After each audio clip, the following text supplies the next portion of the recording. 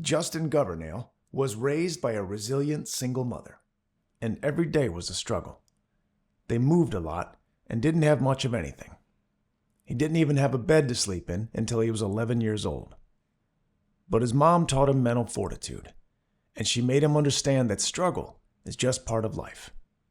At the age of 17, he joined the Marine Corps, and his mother cried when she signed the required waiver. He eventually became a sniper and found himself on a ship headed to Iraq. One day, he noticed some Marines training in the hangar bay. But like bare knuckle, bro, and they were like doing like jiu-jitsu, but like with punches, and the fucking like they'd get up and they'd all laugh. They're dumb Marines, and they would like laugh, and they're like bleeding from their mouth, no mouthpiece, their nose. And I remember walking in and being like, "Hey, what are you guys doing?" And the guy's like, "It's called MMA," and I was like, "Oh, okay. Can I try?" And they're like, "Yeah." So I start training with these idiots, dude. He was approached by a Marine named Sean Stokes, who trained in jiu-jitsu. He told Justin he had potential as a fighter. And so I was wild, right? And he was like, "Man, I used to be like you. I used to be fighting all the time in bars and all that shit." Yeah, and he's like, "Dude, come to my gym when you get back." And I was like, "All right." So he's like, "All right, you're going to go to my gym?" I go, "Yeah." And he puts his hand out. And so I shake his hand, and I'm like, "All right, I'm going to fucking try your gym." On his very first patrol, Justin survived an IED attack. He survived 2 more before the deployment was over. The fighting was fierce and constant. One day, he was conducting overwatch cover for his unit. And yeah, I'm on a rooftop, and I hear a fucking explosion. And, you know, you hear them all the time overseas. You just hear like the when you're like, all right, whatever, another explosion. And then you hear over the radio that it was our battalion, right? And it was the fucking PSD team. And I was like, oh shit.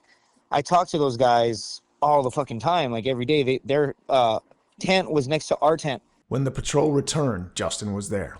Every single dude was like, their head was just fucking hanging.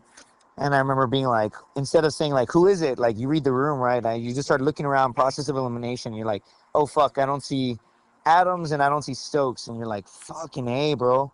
When he got back from that deployment, he made a decision. And so I saw a tournament for a jiu-jitsu tournament on base, like a flyer. And I remember I was like, you know what? I'm going to fucking register. Like, I zero training in jiu-jitsu whatsoever. And I fucking show up to this tournament like at 7 in the morning. But what's hilarious is I was out drinking the night before with my Marine buddies. And I fucking lose all my matches, dude. And then they were like, this coach walks up to me. He's like, hey, bro, you didn't do bad. Like, where do you train at? And I was like, should I train? I don't train. Like, I'm a Marine. He's like, all right, buddy, here's my card. And fucking 10 years later, he gives me a black belt in jiu-jitsu. Later, he worked as a security contractor in Afghanistan, got a bachelor's degree in business, and fought in a number of professional fights. I've won plenty of fights. I've lost plenty of fights, Rick. I've won fights I should have lost. I've lost fights I should have won. Yeah. And it is what it is, dude. Anything can happen. It's all on like how you feel mentally that day. And very rarely did I lose a fight because I wasn't ready. It's always some internal dialogue that you're battling with, right? Then, a random event changed his life. I saw a post on Facebook, they were gonna kill this dog. Her name was Mia. So I'm like, hey, don't kill her, I'll take her. Take care of her for about 7 months, make her feel better. So when I finally gave up Mia, she like looked at me through the window and I felt so sad. And then I got in my car and I cried, man. I screamed, like cried at the top of my lungs.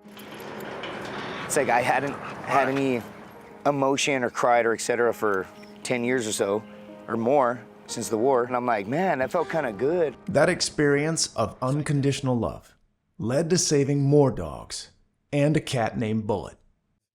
All of his experiences are poured into his stand-up comedy. He also appeared on the show Naked and Afraid, where he lost 38 pounds in 21 days. He's traveled extensively, and he's always lived his life completely in the moment. A total commitment to spontaneous adventure. I am out in Antigua. The last time I was out in this city was about a year ago, almost to the date, and I accidentally ate mushrooms. You might ask how it's an accident. I don't know either. One morning after a hard night of partying in Guatemala, he woke up with a new friend named Wilson. I got way too drunk yesterday, and all I remembered was helping a dog. I woke up, he was in the corner, I fed him. He's my dog now. I wish, but he calls me everyone. Wilson! Alright. I'm leaving him here. She's gonna take care of him for 2 months until we get him home. Peace.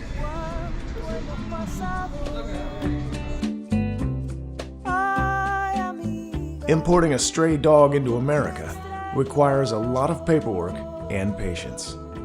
It took Justin multiple tries to finally get Wilson home. Recently, Justin's whole world changed again.